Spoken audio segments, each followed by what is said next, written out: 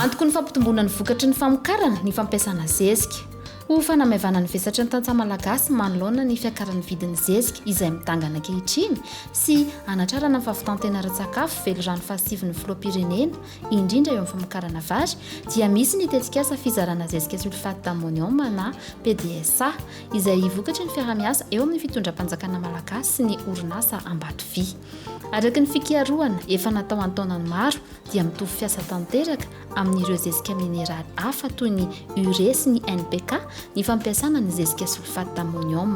Maro ny tombontsoa azo avy aminy. Iarahantsika mahalala fa ny fampiasana ny zezika no antoky ny fampitomboana ny vokatra ary anisan'izany ny azoty zany zay tena kasinga ilaina betsaka mihitsy amin'ny tany eto amintsika.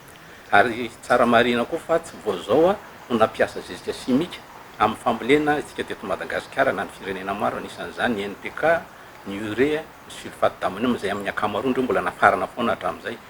Ny sulfate d'ammonium nefa dia hita fa sous-produit vokatra avy ao Ambatovy ary afaka mety tsara ny kasinga azoty io ahafahana mampitombo vokatra vary ka araka ny fikarohana nandritry ny taona maro nataon'ny FIFA dia afaka ampiasaina tsara mitovy amin'ny urée ny sulfate d'ammonium afaka manome vokatra tsara mitovy amin'izany. Mba azahoana vokatra tsara kokoa hatrany nefa dia tsara ny mampiaraka azy amin'ny zezipahatra na compost mba ho fikajinany nofony tany amin'ny fotoana maharitra zany satria ny zezika compost na zezipahatra iny no mitazona ny kasinga mety tsy ilain'ny voly tafaraka amin'le sulfate d'ammonium na NPK na urée eo anaty tany. Efa miakatra ny vidin'ny zezika iraisam-pirenena ankehitriny ka anamaevanana ny fiakaran'ny vidin'io zezika io izay hoenty mamokatra sy hitsinjovana ny tantsaha-mpamokatra dia tsy maintsy miroso amin'ny fitrandrahana famokarana anatiny isika satria efa manana fahafahana amin'izany famokarana izany eto an-toerana ihany. Raha eo amin'ny toe-karena aloha ny jerena zany dia tsara patsihivina kely atsika fa hatramin'izay Madagasikara dia namokatra ny sulfate d'ammonium io nanomboka tamin'ny Siny ny orinasa Ambatovy teto Madagasikara. Izay vokatra izay nefa ny apahany betsaka indrindra dia naondrana tany ivelany ary izay apahany betsaka indrindra naondrana tany ivelany izay dia mbola nafaratsika indray satria tsy ampy ny sulfate d'ammonium izay nampiasaintsika teto an-toerana. Izay vokatra izay fanafarana izay dia lafo kokoa zany ny vidiny rehefa manafatra isika. Amin'izao zany tsika raha nandray fanapahan-kevitra ny fitondram-panjakana hoe dia ny mbola eto toerana ilay izy fa tsy mbola mivoaka eto amintsika dia efa itsika ihany mampiasa azy.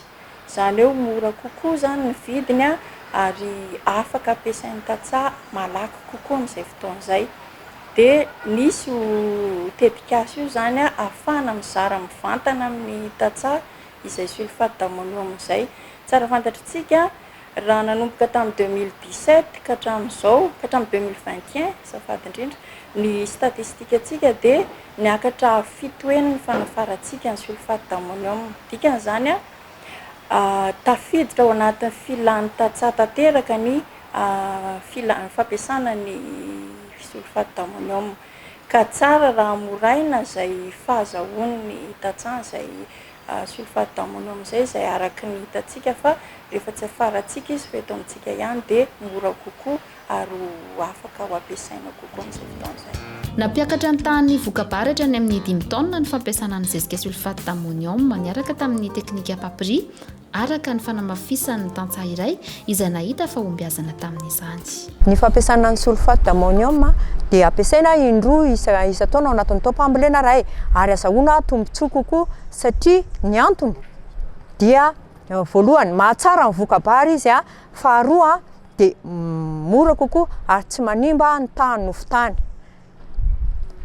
Izy io zany dia mora ampiasaina eo amin'ny fambolena satria ny taom-pambolena iray dia mampiasa indroa ny mpamboly anankiray. Izy io koa zany dia ampiarahana amin'ny zezipahatra sy ny NPK. Nanomboka tamin'ny 7 niaraka tamin'ny tetikasa papri. Ny vokatra azy zany dia tsara kokoa satria mahita mihoatra ny 5 taona isaky ny hektara sady tsisy akofa mihitsy zany ny vary ampiasana ny sulfate. Ny vidiny zany dia mora amin'ny indrindra izy mihoatra amin'ny zezy bazary rehetra. sady tsy manimba ny nofotany. Tsy misy fiovana amin'ny tsiro ny vokatra zany ny fampiasana ny sulfate d'ammonium.